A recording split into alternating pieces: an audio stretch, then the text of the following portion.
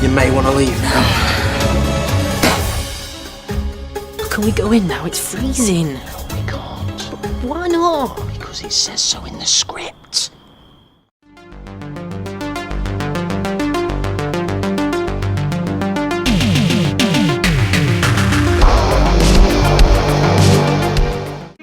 We are talking The Slayers. This is a British low-budget horror comedy written and directed by John Williams, he of Crispy's Curse fame, not the composer. So this has been compared by some media outlets to a kind of Shaun of the Dead style movie. Horror comedy, I think, takes many forms. I've recently reviewed another horror comedy on the channel called The Boys from County Hell. And in that one I described it as it's amusing kind of situations and dialogue, but in a kind of a plot where you still sort of take the threat seriously and the characters are kind of dealing with a more of a real life scenario. However, this is not the case with The Slayers, which is kind of one step further into the kind of the comedy, almost going into kind of spoof territory. Not quite, but the characters and situations here are far more cartoonish and are to the point where they're not kind of realistic characters. So this movie doesn't take itself or its characters particularly seriously, and it's asking the audience to kind of just accept sort of silliness, essentially. So what is the story? So we focus on these two guys who are members of a kind of doomsday cult, and the rest of their cult just commit suicide. It's a bit like kind of Waco, that kind of thing.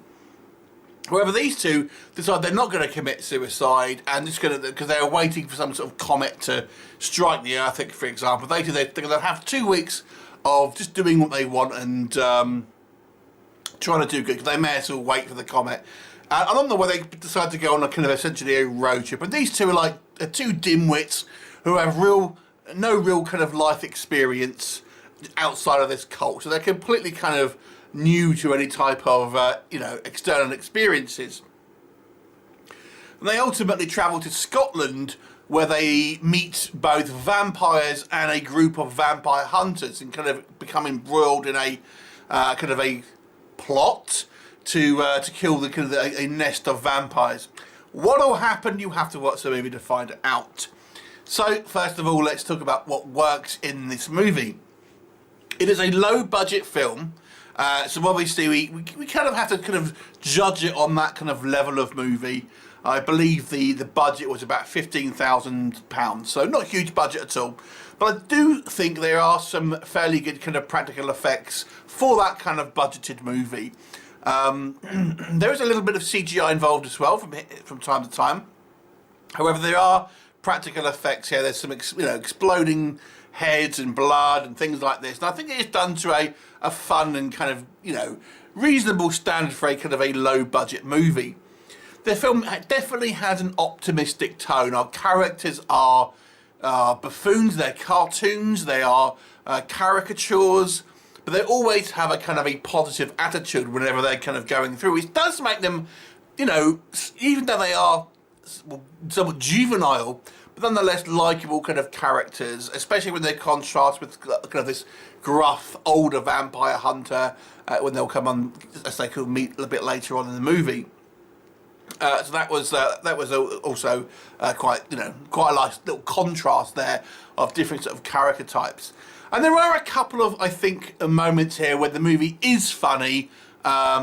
For me personally, it was a little bit few and far between, but there are a few moments here where I do think there, in my opinion at least, there are a few kind of good jokes. But humour is very subjective. What I find funny, many of you may not find funny, and vice versa.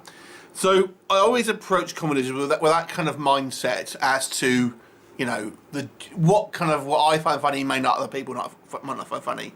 That being said, however, the humour in this movie, for a horror film, seems incredibly juvenile. Like, our two main characters essentially act like children through the whole movie. And the humour in general with other characters as well, all is extremely juvenile humour. And like silliness.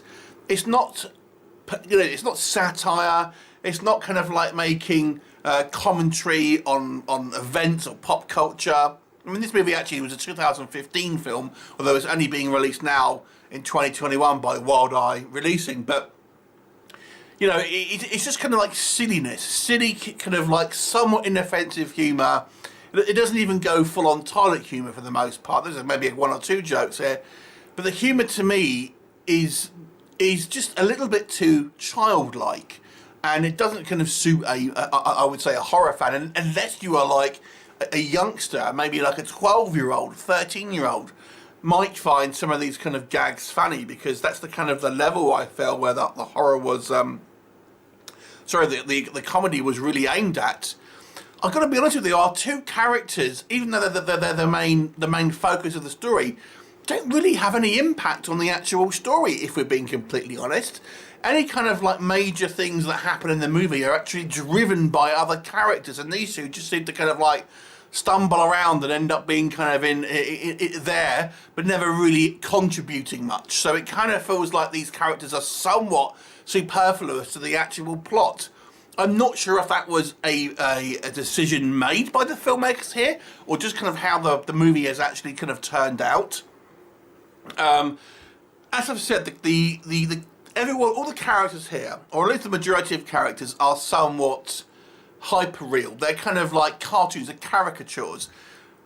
So they're acting like that, acting kind of like cartoon characters. But I've got to be honest with you, the acting isn't brilliant from some of the characters, and there's far too many. We have this kind of trio of vampire hunters, like the more experienced vampire hunters, but two of them seem, again, that they didn't need to be there. You just needed to have this older vampire hunter, I think, to be the one kind of guiding our two protagonists.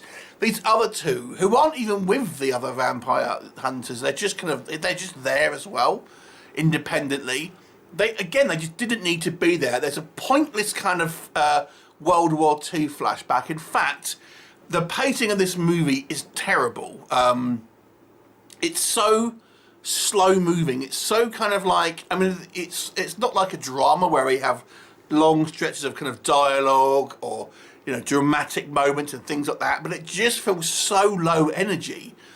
Interestingly, I actually read that the cut that this movie is actually shorter than the original cut, which was trimmed down by about 15 minutes to make it more punchy. But even this cut, I would say, it really drags, where it just feels like the plot is so directionless.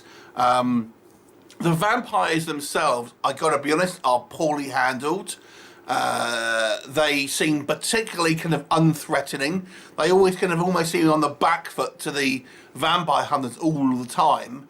They kind of look cheesy. They look like they come straight out of 1999 with kind of long leather coats and supermarket and sunglasses and things like this. They never really put up much of a fight. It's one of those cheesy ones where they're, characters are constantly having to show their fangs to show that they're a vampire, even though if you're a being that had fangs naturally, you simply wouldn't stumble over them. It's that typical thing you always see in vampire, especially low-budget vampire movies. And the characters just aren't interesting because they are just cliche caricatures and thinly developed. I kind of like the fact that our main two guys are from this kind of doomsday cult, but there's not, after the intro, there's not really much that kind of like is relevant to that, other than the fact that they don't really know much about the real world. But it would have been an interesting kind of fish out of water story. But they just seem dumb, not inexperienced, if that makes sense. I have to be honest with you, this movie, I was like, please end soon. It's kind of a little bit torturous to sit through. I didn't think the humour was particularly funny outside of one or two jokes. The storyline was pretty much just kind of seemed like it was fly by the seat of your pants. What plot there was. It was so kind of light, and the characters that were driving the plot were not our main characters at all. And the threat seemed completely undeveloped and half-baked. There's only one kind of like relatively interesting vampire, which is in a shed, and that's kind of only really one scene. This movie to me was a little bit of a tough watch.